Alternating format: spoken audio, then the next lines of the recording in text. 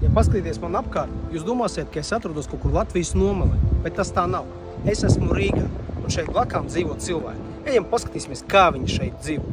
Tā ir Šķirotava, un ejam skatāmies, kā šeit dzīvo cilvēki un ko Rīgas doma ir izdarījusi pa pēdējiem gadiem priekš Šķirotavas iedzīvotājiem.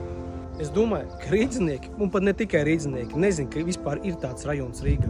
Iekšpagalmu infrastruktūra izskatās tā, kā jūs te varat redzēt. Manuprāt, viņi tika būvēti tajā pašā laikā, kad šīs mājas tika izbūvētas. Kādā 1950. gadā. Pa 70 gadiem te nav mainījies, manuprāt, nekas. 3 gadus atpakaļ par šito situāciju filmēja rullīte Aleksejs Rosļikovs. Un no tā brīža nav mainījies absolūti nekas. Un man ir jautājums Rīgas domas deputātiem. Jūs tiešām to neredzat un negribat neko darīt? Tāda sajūta, ka šeit laiks ir vienkārši apstājies. Un, manuprāt, visiem deputātiem, kas ies nākamgad uz vēlēšanām, pirms viņi kaut ko sāk solīt, to ir jāfiksē. Un ja viņi pēc tam nepilda, tad cilvēkiem vienkārši nākamreiz ir viņus jāsvītro ārā no saraksta, lai viņi nākamreiz vairs netiktu ievēlēti.